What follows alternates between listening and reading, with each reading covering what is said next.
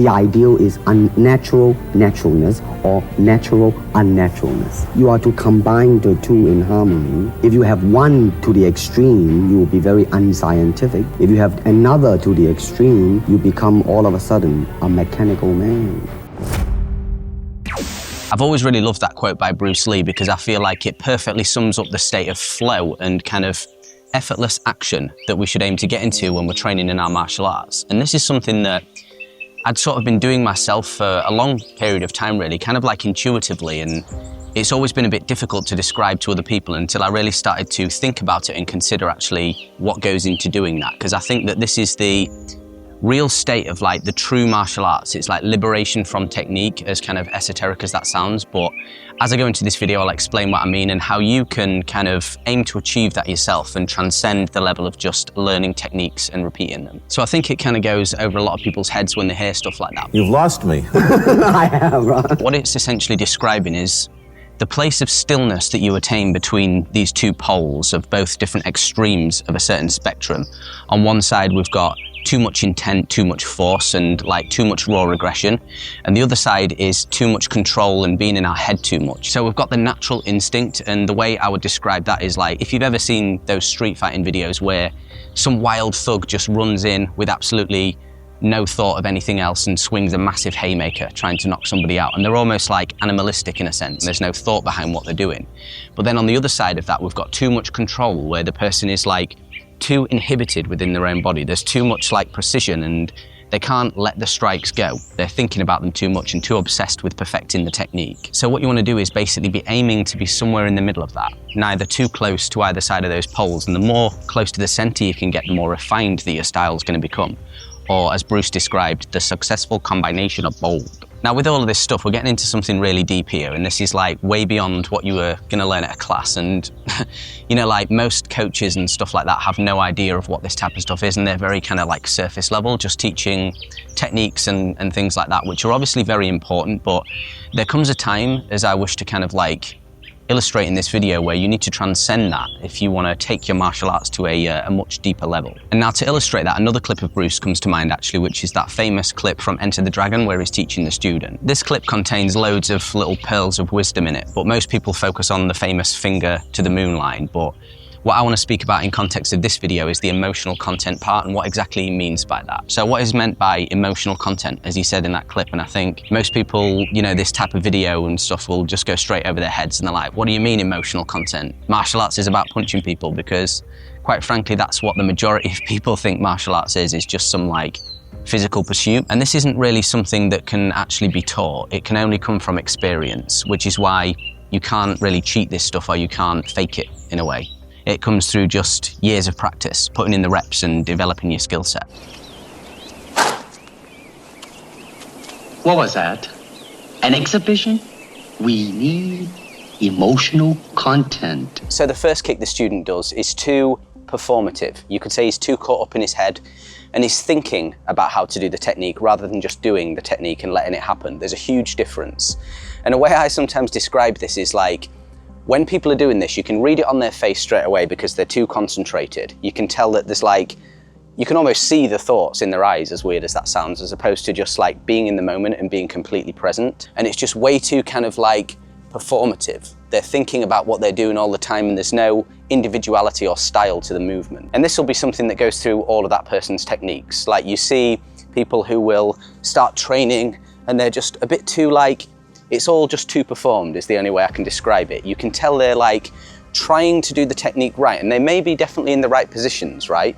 But making a shape, meaning like making a position when you've thrown a technique, that's one aspect of it. You do need to get yourself into those positions, but in order to really make it work, it has to come with the right intention and energy behind it as well.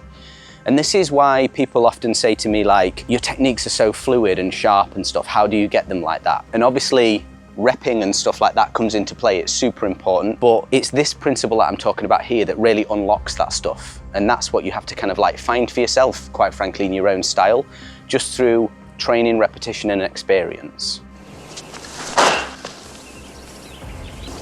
I said emotional content, not anger. Now the second kick that he does He goes all the way to the other side of the spectrum and it's just pure aggression and intent. He's too angry and it just has nothing behind it. There's no control, right? And that's just throwing caution to the wind. And actually this is how like 99% of people on the street fight, where they'll just throw a punch, miss, and then like end up in a crumpled mess on the floor because they have no concept of control and balance and stuff like that. So obviously you don't want to be on that other side as well. So the student tries it a few more times and eventually Bruce recognizes that he's kind of hit the mark, you could say, and he's achieved that balance of, you know, that natural unnaturalness.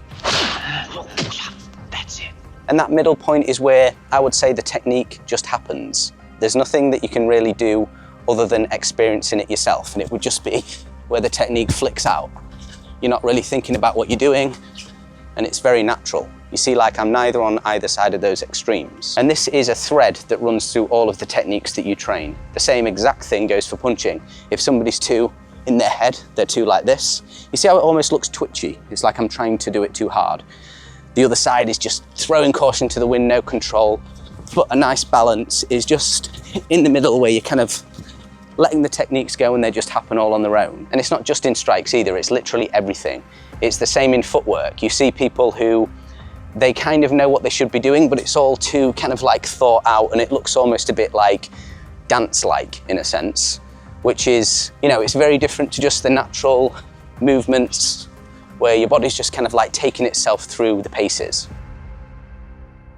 So you might now be asking the question, where does learning the foundational technique come into this? If it's all about freedom of expression, shouldn't we just be throwing the rules out of the window? And there's a big difference between style or freedom of expression and so-called rules. I would say rules is almost the wrong word. It's like the underlying principles based upon how our human bodies are built biologically that apply to, say, generating power in a punch, you know, things like the kinetic chain, or how we create torque rotating into a kick in order to bring that power and energy out of our techniques. And there is a big difference between knowing how to use your body effectively and somebody kind of trying to bypass that by saying something like, oh no bro, that's just my style and way of doing it, when they haven't got the first clue how to actually throw a punch with good technique. So there absolutely is an order to things that you'll want to pay attention to when you're developing your own skill set, so that you don't go either side of those two poles, and get as close as you can to that balance in the middle.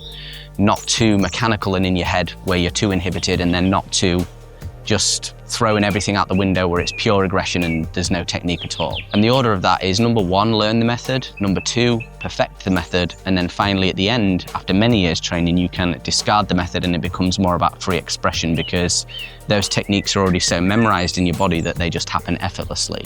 And I think it's quite obvious that, you know, you can't break that order and think about switching it around, or it's just not going to work. So what you need to do is get into this mindset of a constant evolution and growth. So you need to ensure your technique is good, but you don't obsess at that level to where it stops you going any further. We need to be constantly progressing, and the key is really recognizing which of these stages you're at, and then breaking that cycle in order to progress further and go to a higher level. And this is why different training methods are obviously applicable at different times in your journey. When you're starting out, it's very important to take your body very mindfully and slowly through the techniques, but once you've got them down and once you're pretty proficient, staying at that level is only going to stifle your growth further. And a simple analogy is, say, a business used a certain strategy to make a certain amount of money. That same strategy is not going to work to take them to the next level. You know, what took them to one place needs to then be discarded, and they adopt something else to go to that higher and higher level. So I hope you enjoyed this video, guys. I know it's been a while since I actually uploaded any content on the channel, but I've been working on some exciting things behind the scenes, which I'll be announcing soon. If you've got any questions, please leave them in the comments below. I'll do my best to answer them, and I will see you in the next video.